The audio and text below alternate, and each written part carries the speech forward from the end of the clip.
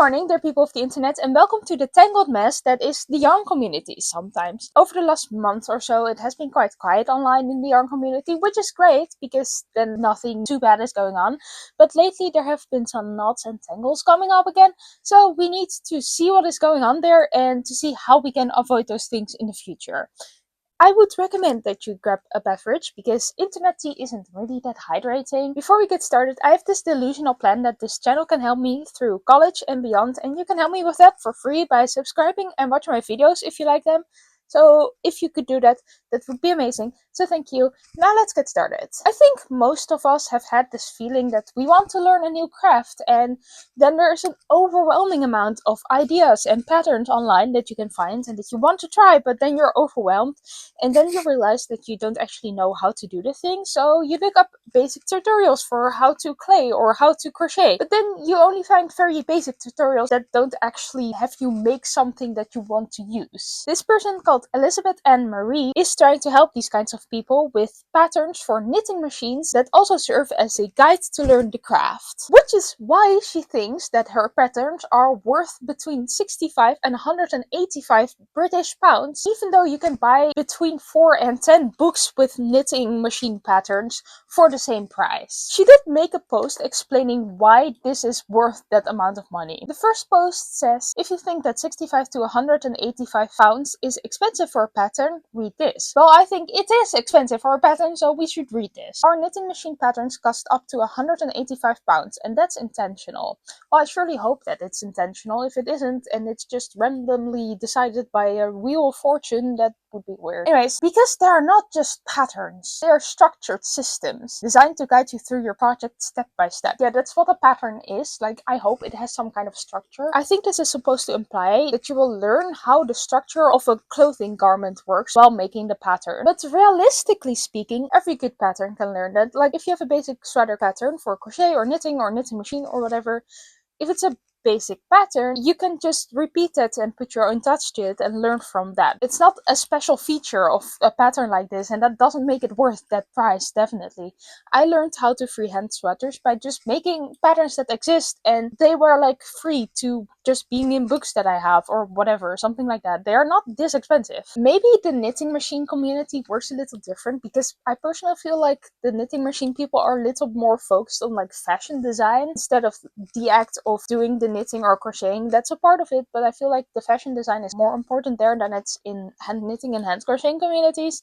So maybe it works a little different, but I don't think it's that different actually. Okay, let's read on. It's hosted inside Notion, so everything is clear, organized, and easy to follow while you knit.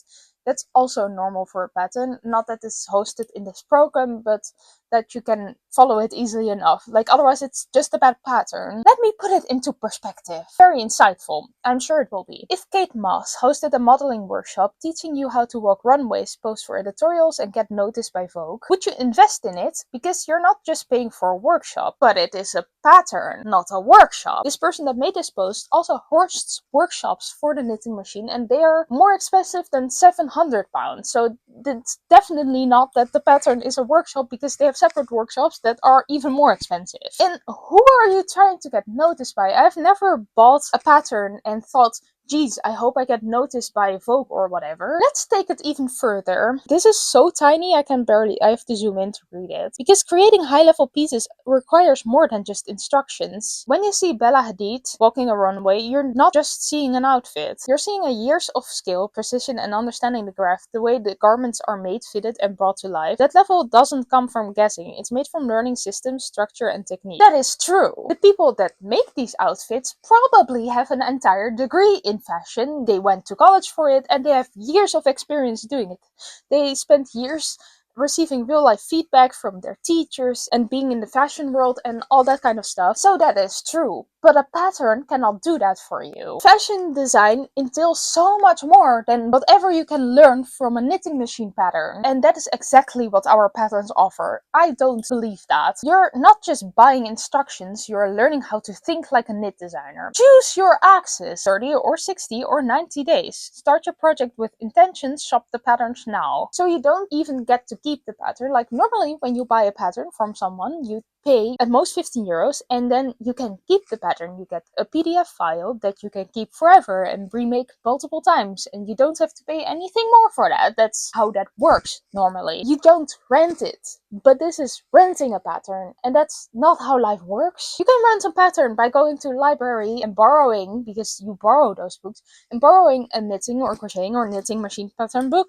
That's an option, but libraries are by far not that expensive and often even free. So the audacity of doing this, you get what I mean. I cannot think of anything that you can add to a pattern that will make it worth that price. Anything I can think of will make it a workshop, which it isn't. Now, I don't actually know a lot about the knitting machine community, so I thought that maybe this was somewhat reasonable or somewhat in the same vein, or like on the expensive end of like normal knitting machine pattern prices. So I did a quick Google search and turned out that that wasn't true. It's just the same way as it is with knitting and crochet. You buy a pattern, mostly 15 euros for a pattern. If it's a really good or really long or specific pattern, 15 euros is expensive for a pattern, but not 185. That's too much. And then you get to keep the pattern for the rest of your life. And in this case, you cannot. There are so many free patterns also for knitting machines out there, and also so many free YouTube tutorials that look like they're genuinely good. So there's no reason to buy these patterns or rent them, I guess. I'm also curious how good these patterns actually are. The only way to find out about that is actually buying them, and I will not do that because I cannot afford that. Well, I could technically, but I should not. So we'll never know. However, I've seen a few other red flags on this Instagram page that make me even less inclined to try them. First of all, in the post we read, it said that the patterns are created in a program called Notion. Notion is a note-taking app with a lot of AI tools, and while that doesn't necessarily mean that the pattern is written by AI as well, it might not be, it doesn't make me want to try it. Like, it is a red flag for me. Second of all, have you noticed that this human in this picture doesn't really look human? It is because they are not, and the explanation of that is on the next slide. This isn't my AI twin. She is my AI avatar. I choose to stay faceless, so I created a character that reflects my exact demographic, and now she is the face of my brand. Now I'm opening this up just to 3 women. Men, don't worry, you're next. There's a spelling mistake in that. It's the wrong kind of your, which is very unprofessional. And this also reads like it has been written by AI, but I'm not sure about that. Anyways, I will create a completely exclusive AI avatar that is uniquely yours, designed for your faceless business and content. You'll receive a full portfolio of 5 high quality images, different settings, multiple angles, headshot, and a full body shot. So hopefully you can create endless content without ever showing your face, just like I do. So this account is run by someone who supports generative AI, and also by someone who's trying to get their foot in a community of art people who are doing handcrafting. It's very okay not to want to share your face online, of course. I understand that. That's totally fine, but this is not the way. I'm also confused by the part where it seems like the person is selling the AI thing. Besides that, it also makes me question how many of the pictures on the Instagram page or on the website are actually the genuine knit pieces that are in the patterns. Because if you're preaching so much about garment construction and learning how to do that, you should show how the garments that are in the patterns fit on a human body. And that is not shown in general because this person does not show their body, only the AI body. But even then, do we actually see the knit pieces? I don't think so, but maybe we do. I don't know. But like, we don't see how they fit on humans, and that's actually quite important in pattern selling, so that doesn't make me trust these patterns. I applaud the person behind this for their audacity. I'm also like this close to calling this a scam, but technically we can't be sure because we don't have the pattern because it's too expensive. I think the advice here is to generally stay away from things that seem too expensive for what they are. And also, it would go against my principles to buy something like this because it is not reasonable. Now, I am very excited about free crochet and knitting resources. I'm very happy that they exist because knitting and crochet should be accessible to as many people as possible. Most of these free resources are only available online, but some people just benefit from a more hands-on approach, and for those people organize workshops that you can go to. Most of those are not free because it takes time and energy and planning to make a workshop, and you have to rent a space and all that kind of stuff, so that is reasonable. But free crochet and knitting groups that are open to teaching other people also exist, which is great. The workshops that you have to pay for are by far not as expensive as the workshops from Elizabeth most of the times. But that there are crochet and knitting groups that are open to new people and that want to teach new people the craft doesn't mean that you can just go to any knitting or crochet group and assume that those people want to teach you. That's not how that works. Are you sad? Okay, let me spill you some knitting tea. This is some drama in my local knitting community. Here's the context. Okay, on a weekend morning at a grocery store on the west side, a little too early for my tastes, a little too far away from where I live for my tastes, there are a group of knitters, and men and women are welcome, but I think it's almost exclusively women. And they meet up at a grocery store and they knit for like an hour and a half very early on a weekend morning. The women who organize this meetup have an email list, and the organizers do this, weekend meetup. They do a meetup at a community center in the middle of the week, in the middle of the day. So usually just kind of for retired women and like kept ladies, like housewives.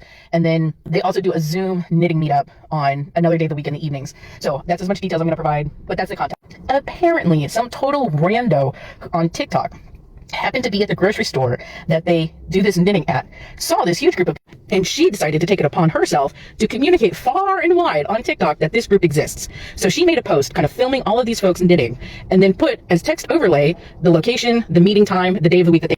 Meanwhile, it's been 2 or 3 days since this post has been up. I cannot recall if this person posted from this past weekend or the weekend before that. So it might have been up for quite a while. However, one of the women who runs the email list apparently has discovered that this post is up, and she put it in an email and said, I wish this person would have told us that she was filming us and she was going to put it on TikTok before she did. Now me, I am chronically online, so I considered messaging this person on TikTok and saying, hey, just to let you know, the ladies who run this group are not really cool with this, but I don't really participate in the group. I've only gone like 3 times. So I don't feel like it's necessarily my responsibility, but it also doesn't feel like I have any authority to tell somebody to take down a TikTok.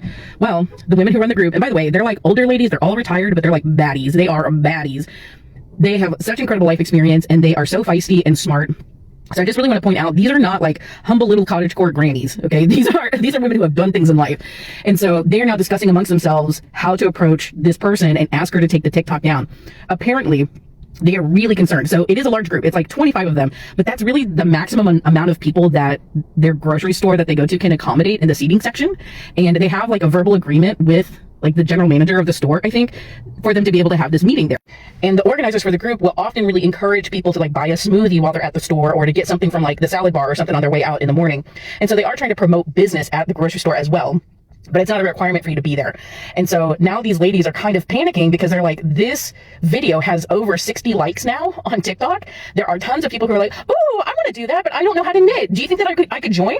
And the original content creator who posted that video is like, oh yeah, I'm sure they'll teach you how to knit. These women will not teach you how to knit. They surely will not. And so now the women who run the group in this email, the email list, are like, oh, I really wish she just would have told us before she did this, which, God bless them. That's the most passive aggressive shit that you can say in response to this. Because like, it's been, and yet like only one of the people I think has the most like sober response to all of it, which is, y'all should just be prepared for a really big show out this next weekend, because this post got a little too popular. So if there's an epilogue, if they go, okay, I asked this person to take the video down and she argued with me, or she didn't even acknowledge me or whatever, I'll like update you with the epilogue. But there's like some likelihood that they'll interact with that post, that content creator, and everything will go down smoothly, and then there will be no follow-up. But that's the tea right now. And for what it's worth, even if like an extra 20 or 30 people, which is just ludicrous, that's more than doubling the number of regular attendees for this group. Even if they do show up like that, it is so cramped as it is. Like, one of the reasons why I don't go is it's too early in the morning. It's a little too far of a drive. The crowd is a little too old for me. There are plenty of younger women there, like 20s, 30s aged women, but it feels like the majority of them are like mothers, and like I'm single and I don't have kids. So it's like not really the vibe for me. So it's possible to meet some really cool, like young women, like youngish adult women. So it's not all just grannies or whatever, but like, it's so cramped. There are already so many people who go, and I got invited word of mouth by somebody who's a regular attendee that everybody loves. So I kind of got jumped into the game, so to speak, and then I just declined to continue going to it because it's too early in the morning. And my best fiber friend was like, I'm not going to bother to wake up that early. So I don't even have like my own personal friend to go with me. And it's nice, but there are also like a lot of new knitters, and I feel like very compelled to like teach them stuff instead of just enjoying my own time. So anyway, all of that to say, like, I heard about it directly from somebody who goes to it. And if this sounds like if this sounds like a video that you've seen recently on the west side of the greater LA area and you've been inspired to go, I need you to please hear me. Please don't go. You're not special. You're not exempt. You're going to make a lot of people's lives a lot harder. But even if you ignore me, you're going to have such an uncomfortable time because there's nowhere to sit and everything's really cramped. If you're the kind of person who misses like the mess hall of a college dorm, you're going to love it there. But if you don't miss that because now you're like a full ass grown up and you want your own seat and elbow room, you're going to hate it at this spot. They're cool people. They're cool people, and what they're doing is great and community building, and it's fantastic. But y'all, especially if you have to drive more than 20 minutes to get to this location, it's not worth it. It's not worth it. They're cool people. I love that people get together and they knit in public. But I'm telling you right now, please save yourself and these organizers the trouble, because it's just not really going to be worth it for you to go. But do what you will. Do what you will. Anyway, that's the tea. If I get an epilogue and an update, I will post that later. So this knitting drama started like a month ago and didn't come to an end until like 2 weeks ago. I only showed you the first video. The entire story on their page is about 5 to 6 TikToks together, and it's like 45 minutes long. I would recommend watching it if you want more details, and the person just tells it in such a great way. It feels like a cozy drama story in a way, even though it's real drama, and we're going to talk about it. But if you want to watch it, please go to their page, because they tell it in such a nice way, and it's really worth your time, even though I'm going to explain the basics of it right now to you. Anyhow, I am going to give you a summary and my unfiltered opinion. This LA TikTok person came into a grocery store, saw people knitting, and decided to film them without asking. And then she went to them and asked if anyone can join. They said, yeah, sure, you can join if you want. Then she decided to advertise this group on TikTok without asking again. There are already so many things wrong with that. You don't film people without their permission, and you certainly don't put that on the internet without their permission. I personally don't think it takes that many people skills to realize that promoting an event online that you're essentially not a part of and that the people did not ask you to promote is not a great idea. I'm just also really not sure for who this person would be doing this, but I assume knitting people of LA that are not already in this group. Like, it feels like she's just not thinking about the knitting group itself at all, just about the other people, and becoming more popular herself, I guess, for telling people that this exists. I guess, maybe. In the comments of her video, this person also assumed that the people of the knitting group would be open to teaching new people how knitting works, because they are nice. That is using people. We don't live in a world that being nice means that you shouldn't get paid for teaching someone something, or we don't live in a world also where a nice person cannot tell you no. If someone is being nice to you, doesn't mean that they're gonna do just anything for you or something for you, whatever. I try my best to be a nice person, but if I'm knitting or crocheting on the train and someone were to sit next to me suddenly and started asking me how to knit or crochet, I will not teach you. I am sorry, but that's not how that works. And maybe if you ask nicely, I would maybe redirect you to some online sources, because I'm a people pleaser, but I don't have to. You cannot just go unprompted to someone and ask them how to do something if they are skilled at that and you're not. Courses exist for that. And again, there are plenty of free online resources for that. There are also plenty of real life resources for that are also free or very accessible and cheap. This doesn't work like that. It's not that teaching someone is a low effort thing either. I volunteered in a crochet and knitting group for beginners for a while, and don't get me wrong, I absolutely love teaching people how to crochet, but it took a lot of energy to teach something to someone, especially if you had to explain it from scratch. Like, hello, you're turning a thread like this into an entire garment or whatever. That's hard. And learning that is also hard, and teaching someone that is also hard, and you cannot just assume that people are going to do that. Which is also not gatekeeping, because again, there are plenty of free resources out there, and you can ask someone if they have those free resources. That is a good question to ask someone. That's not something that they're own, but you can always ask that. Or you can look it up yourself, because you probably have an internet connection. You know, it's not that hard. It's not gatekeeping. Asking someone for resources on something and asking someone to teach you something are two entirely different things. Now, there's probably some way to turn this around into it being a miscommunication situation, but that would be resolved by the amount of people asking this video to be removed, which did not happen at first, and the comments of the people asking this were deleted by the creator of the video. So it was not a miscommunication. The video was eventually removed by TikTok itself because it was reported so many times. The last update of the story came after the person of the TikTok that I showed you and the person that made the TikTok promoting this group without asking were together in the knitting group on a Saturday. The opposite of a meet cute, if you will. Before I tell you what happened there, I need to provide you some more context, because before I watched this last update, I kind of assumed that the TikToker that made the promotional video was some 20-something-year-old wannabe influencer without any people skills and without any life experience. Kind of like me. But that was not the case. This person was a 70-year-old person.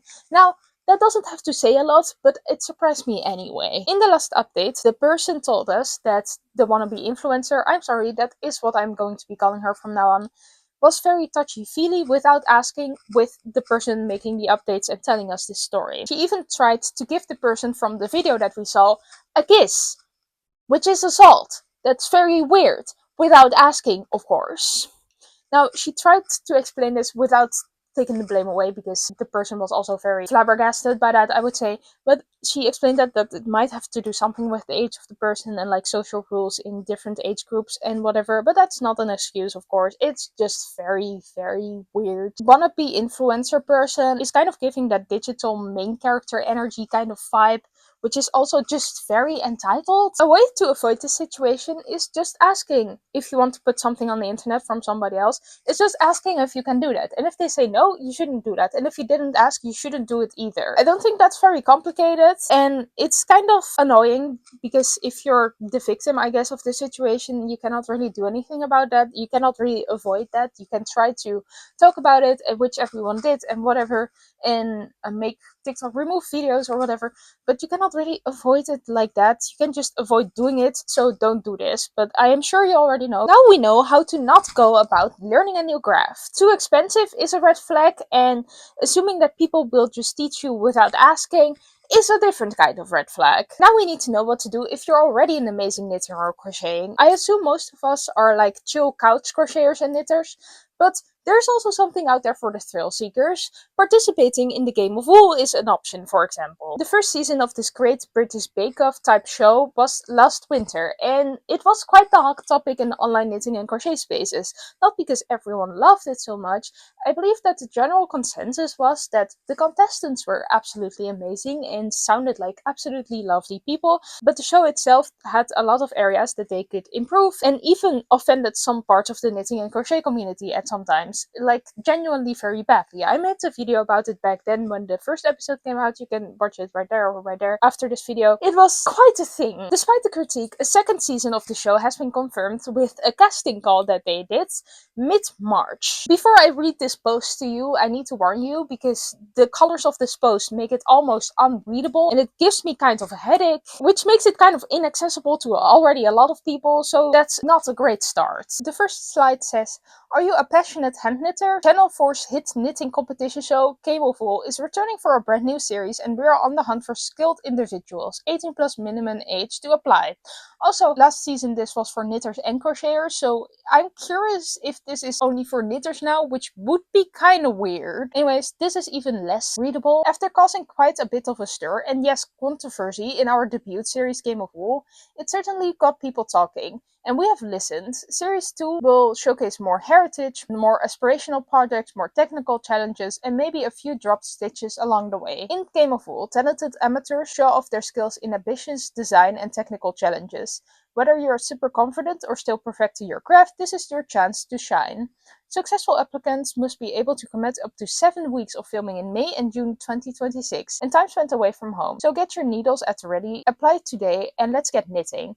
It's curious because I only think about this now that they don't mention crochet at all. Well, over half of the challenges in the last season were crochet challenges. Even then, it was kind of advertised at Britain's Best Knitter or something like that. But still, I find that quite weird. I do have some issues with the contents of this post, besides not being able to read it very well. But I'm happy that they picked up on the fact that they did make mistakes and that they're trying to address it in a certain way. I'm still waiting on the sorry to the people of Fair Isle, because they did a terrible job with Fair Isle knitting, which also is explained in my previous video about this. But basically they offended the entire heritage craft of Fair Isle knitting in bad ways. I hope that that would be coming still, but I don't think it is. But I do hope they will approach other heritage knitting or crocheting maybe skills with a little bit more respect this time. The second thing that bugs me about this post, or actually the third thing, is the image of the ball of yarn showed in this post. People in the comments are thinking that this is an AI image because the threads are a little too perfect, and at the same time the way it's wound doesn't make a lot of sense. So that's definitely a choice, because there's so many images of wool on the internet that are great, that are not AI, and it's kind of very hypocritical to promote something about handcrafting with AI again, because we already talked about this today. life. The last interesting thing about this is when they put out this casting call and when it's filmed, because they put out the casting call 2 months before it's filmed, and you need to be able to be away from your home for 7 weeks, which is almost 2 months. Now, I don't know anyone with a job who can do that, and I'm sure that there will be enough applicants in situations that can be there, but that's not enough time to fix anything like that. That's kind of doesn't make a lot of sense. Everything about this post just screams a level of carelessness to me. It just looks like it's thrown together by the mother of the intern or the grandma of the intern, and that nobody actually cared to check it or something. Graphic design 101 is actually just making the information available to the reader or the person who's looking at it, and they already filled that. I sincerely hope that this is the lowest point of season 2 of Game of Wool, and I plan to watch at least the first episode with a positive attitude when it comes out. However, I wouldn't recommend participating solely based on this post because it doesn't look very professional, and if I were to commit 7 weeks to something, I would want it to be in a sort of professional setting, and I would want to feel like people put actual effort in the thing. Even though this is just one post and we know more about Game of Wool than this post, it's still just a very bad sign, I think. If we learned anything today, it's not worth to commit yourself to something or to involve yourself in something if it doesn't seem worth it or if it doesn't make any sense. And that there are still so many people approaching the fiber arts community with so much entitlement, and I feel like we should have a zero tolerance policy for that. Actually, maybe we kind of do, because every time something like this, any of this that we have talked about today happens, I feel like that people are genuinely speaking up and doing something about it and talking about it and whatever, so that's great. But we still should go on with calling people out on their behavior like this, because it's not okay. We deserve a genuine amount of effort and a genuine amount of respect, and it's not that hard, it's just normal people behavior. I don't believe that I'm saying that, because I don't like the word normal at all, but kindness, empathy, and then it's nice. Luckily, we have a lot of that in the fiber arts community. I'm grateful for that. But there's still some people out there who don't believe in that. Also in the fiber arts community, or approaching the fiber arts community in a way. So that's not that great. Okay, that's what I had to say about that. Thank you for watching. If you like my little video, please press the wonderful shiny like and subscribe buttons. And then I will see you next time. Ciao!